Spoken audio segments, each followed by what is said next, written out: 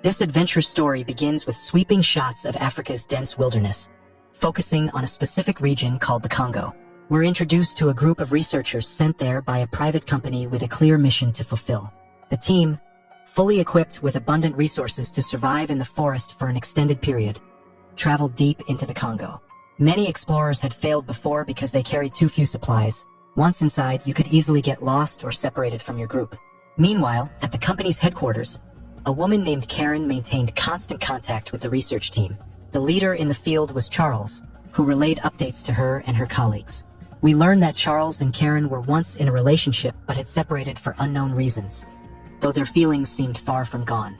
During the expedition, Charles discovered a strange diamond unlike anything ever seen. Demonstrating its power, he loaded it into a gun, which then emitted a laser-like beam that incinerated a plant.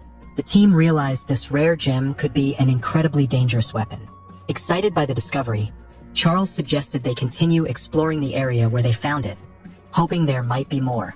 Cameras were set up to maintain visual contact while Charles and his crew traveled by river to a remote clearing.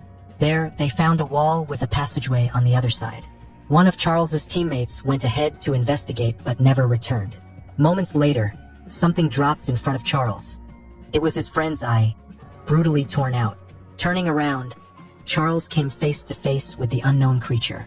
Before he could react, it attacked and knocked him unconscious. After that, all communication between the researchers and base was lost. Back at headquarters, the situation looked grim. Travis, a senior figure in the organization, and Charles's father, arrived and ordered surveillance footage to be reviewed. The cameras revealed the team's bodies, savagely ripped apart as if by some ancient beast. No one had survived. Despite his son's peril, Travis seemed more concerned about retrieving the rare diamond left in the forest. He ordered Karen to lead a mission to recover it. Outraged that he was prioritizing the diamond over his own son, Karen agreed to go only if their primary goal was to rescue Charles, with the diamond as a secondary objective. Meanwhile, elsewhere, we meet Amy, an unusually intelligent gorilla with a passion for painting. She had created numerous artworks by hand.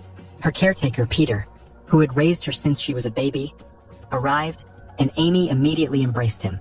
The next day, Peter gave a presentation about his experiments, explaining a machine he had developed that could interpret any form of sign language and translate it into spoken words. Now, with Peter's invention, they could understand anything spoken through sign language, even if it came from an animal. To demonstrate this in real life, Peter brought Amy on stage. She was fitted with all the necessary devices, and as she stepped forward, she began communicating in sign language. Every movement she made was instantly converted into written words on the screen, allowing the audience to clearly understand her greetings and thoughts. Peter had truly created a remarkable device. Among the audience was a man named Ham, who pulled a peculiar ring from his bag. The ring bore a strange design resembling an eye, exactly like the one in one of Amy's paintings at her home. This hinted at a dangerous connection that would soon be revealed. Later, Peter met with his principal, proudly stating that his experiment was a complete success. His next goal was to travel to the Congo, where many gorillas lived, and use his device to communicate with them, studying what they truly wanted. The principal agreed his research was impressive but explained they lacked the funds to support such a trip. Disheartened, Peter was about to give up when Ham, the businessman, stepped in, offering to fully fund the expedition. Ham was known for investing in projects he found interesting. With both Peter and the principal agreeing, the preparations began. Soon, Peter and his team packed up everything they needed for the Congo expedition. At the airport, Karen appeared, insisting Peter take her along. This was the last flight heading toward the Congo. Peter didn't know why she was so eager, but before he could respond, Ham arrived, explaining there was a payment issue preventing him from boarding. Karen quickly offered to cover the costs, but only if she could join them. The deal was struck, and they all boarded the flight. For Amy the gorilla, it was her first such journey, and she seemed nervous. To calm her, Ham and his companions gave her a drink. Hours later, they landed at their destination airport, where one of Ham's men came to pick them up. Shortly afterward, a soldier named Muno appeared, insisting on taking them with him for security checks, warning that enemies might be nearby. The wreckage of a truck, completely destroyed, proved there was real danger. Muno loaded Peter, Amy, and the others into a jeep, questioning them along the way. He seemed suspicious of Ham. When asked about the gorilla, Peter explained that he was returning her to the Congo jungle. Strangely, Muno appeared to know Karen, though how would only become clear later. Later, while preparing to take another plane deeper into their destination, Muno finally remembered where he had seen Ham. Years ago, Ham had come seeking a legendary treasure in the Congo, said to belong to an ancient king and still hidden there. All of Ham's companions had died, and Muno himself had rescued him. Very few people believed such a treasure existed, dismissing it as a childish fantasy. As they flew toward their destination, gunfire erupted from the ground. Enemy soldiers were trying to shoot the plane down. They had entered hostile territory, and it was obvious the enemies would attempt to destroy any aircraft passing through. Panic set in among the passengers. If they didn't escape quickly, they would all be killed. Without wasting time, everyone on the plane quickly strapped on parachutes and tossed whatever resources they could spare down below. They needed to get out fast. Otherwise, the soldiers pursuing them would destroy the plane. One by one, they leaped out, using their parachutes to descend into the thick forest below. Mono grabbed Amy, the gorilla, and jumped with her. As the group made soft landings on the forest floor, they saw in the sky behind them that the soldiers had blown the plane to pieces. The Congo's forests stretched endlessly around them. After regrouping, they gathered their supplies. They noticed a group of tribal people watching them. Mono, who knew the local language, spoke with them. The tribespeople claimed to have found a man who looked like them, with TC written on his body, matching the initials of the private organization Karen worked for. Karen realized it could be one of her employees, maybe even Charles. They followed the tribespeople to a ritual site, where the villagers were chanting loudly around a man. Mono explained they were trying to return the man's soul to his body. When Karen looked closer, she saw it wasn't Charles, but another employee from her team. Once the ritual ended, the man opened his eyes, only to panic at the sight of Amy, screaming uncontrollably until he collapsed and died. Karen pieced it together. The creature that attacked him must have looked similar to Amy, a hybrid gorilla that killed with extreme brutality. Karen told Mono her suspicions, but he insisted there were no gorillas in the area that would attack humans. For now, they set the mystery aside and traveled onward by water. The currents were dangerously strong at first but later calmed, and they pushed toward a nearby island across the river. Along the way, Ham revealed an important truth to Karen. He said that his main purpose for coming here was to find a long-lost city buried deep in these jungles years ago. A city whose caves are filled with unimaginable treasure.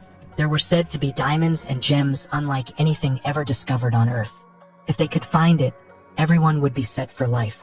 Home then revealed a strange ring he had found on his last trip into the forest. What was shocking was that Amy, the gorilla, had drawn the exact same symbol in one of her paintings. This could only mean one thing.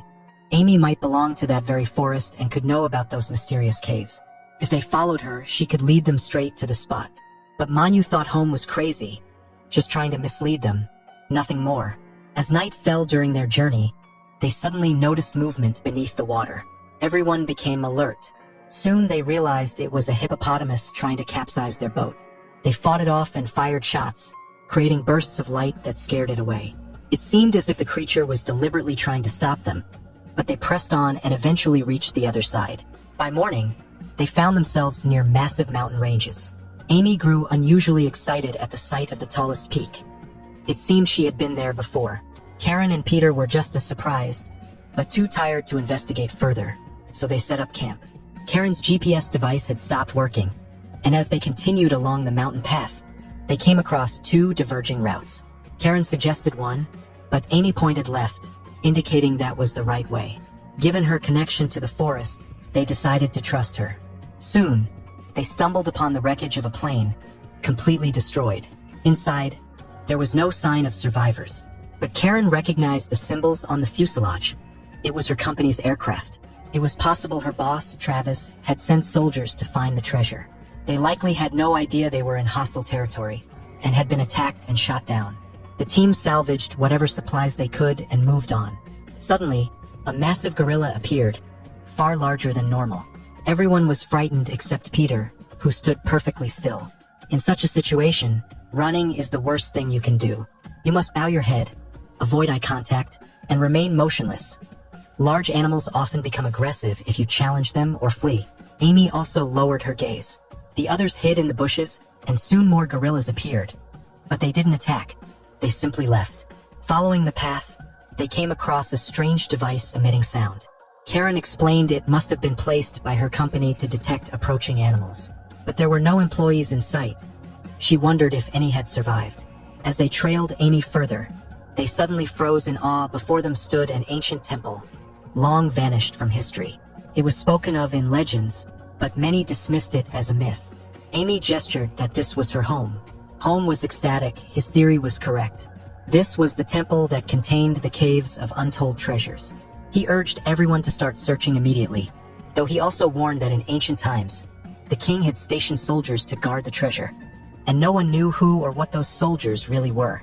While exploring, one of Manu's men discovered an unusual structure with an entrance, exactly the same passage Charles's friend had entered at the start of the story, never to return.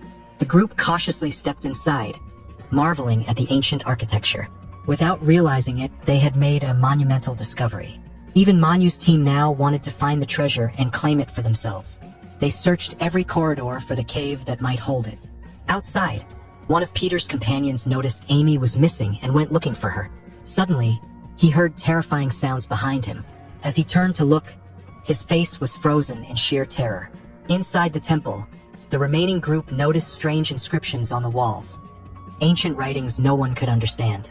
One of the passageways became blocked, trapping them in the chamber. Just then, Peter's companion stumbled in, badly injured, his body covered in deep bite and claw marks. Panic swept through the group as he collapsed and died on the spot. Above the temple entrance, they spotted a bizarre-looking gorilla, actually a mutated version of the species. Without warning, it charged at them. Monroe and his team opened fire, but to their shock, the bullets had no effect. Fortunately, their gunfire slowed the beast long enough for most of the group to escape. Amy had also arrived by then, visibly terrified, so Peter led her to safety. Outside, they discovered that all of Monroe's soldiers had been slaughtered, revealing just how deadly these guerrillas were. Realizing they had to survive until morning, the group set up camp. Monroe's remaining men deployed thermal detection devices and electric traps to alert them of intruders, as well as automated guns that would fire at any detected movement. The group sat silently, waiting for the night to pass. Amy approached Peter, signing to him that the guerrillas were evil and would kill them all if they didn't escape soon. Karen monitored the thermal cameras and spotted movement. Seconds later, the automated guns began firing, prompting the soldiers to open fire as well. Through the thermal feed, Karen reported that numerous guerrillas were surrounding them, attempting to breach their defenses. Their preparations held, and eventually the attackers withdrew. But the group had no idea what the mutated guerrillas would try next. When morning came, Peter noticed Amy was gone, so was Hamalka. Monroe guessed Amy had simply returned to her kind, as this was her natural home. Peter calmed himself and pressed on to search for her. Traveling deeper into another section of the temple, they found the area unstable, ready to collapse at any moment. Still, they ventured inside and discovered carved murals along the walls and piles of human skeletons on the ground. The carvings revealed the temple's grim history. Centuries ago, a king who owned the treasure feared outsiders would steal it. To protect it, he bred and trained killer guerrillas to slaughter any intruder. Over time, these guerrillas mutated, grew more intelligent, and eventually turned on the king himself, taking over the temple and claiming the treasure. Suddenly, the ground shook, and massive stones began crashing down, killing many of Monroe's men. Peter, Monroe, and Karen fled, aided by Hamalka, who led them through a tunnel to an open area. There, they found the ground littered with diamonds. Overcome with greed, Hamalka began collecting as many as he could, unaware that danger lurked nearby. From the caves emerged a mutated gorilla, soon joined by others. Hamalka panicked and tried to run, but the gorillas swarmed and killed him. The survivors fired at the creatures, only enraging them further. While Monroe's soldiers engaged the attackers, Peter and Karen escaped into another cavern, one that held the world's largest diamond. But alongside it lay a corpse. Karen realized, horrified, that it was Charles, still clutching a diamond in his hand. Overcome with grief, she was comforted by Peter. Meanwhile, the soldiers ran out of ammunition, and the guerrillas launched a savage assault. The temple quaked from ongoing tremors, threatening to collapse entirely. Desperate, Karen took a diamond and loaded it into Charles's experimental laser device, planning to use its beam to kill the guerrillas. Before she could act, Amy suddenly appeared, bravely driving the creatures back and rescuing Peter. Signing urgently, she told them all to leave immediately. No one was going to harm Peter. The earthquakes kept coming, and the entire structure was on the verge of collapsing. Huge boulders crashed down around them. Suddenly, Karen activated the laser beam and began firing in all directions. Any gorilla struck by the beam was badly wounded and fled in terror. Her quick thinking proved to be extremely effective against the creatures, but a far greater problem emerged. Lava from the mountain's core began flooding into the temple. Anyone who touched it would be instantly incinerated. They all had to escape immediately. The mutated gorillas fell into the lava and perished, while the survivors quickly moved away from the temple. Peter stayed with Amy, but the middle section of their escape route collapsed, separating them from the rest of the group. Karen, Monroe, and the remaining soldiers reached a safe location as the temple completely crumbled into ruins. Not long after, Travis connected with Karen via satellite, asking whether they had recovered the diamonds. Karen confirmed they had, but also told him Charles was dead. She quickly realized Travis didn't care about his son at all. His only concern was the diamonds. Furious, Karen decided to teach him a lesson. She adjusted the laser beam's targeting system toward one of Travis's own company satellites and destroyed it with a direct blast. Meanwhile, Peter and Amy were overjoyed to have survived.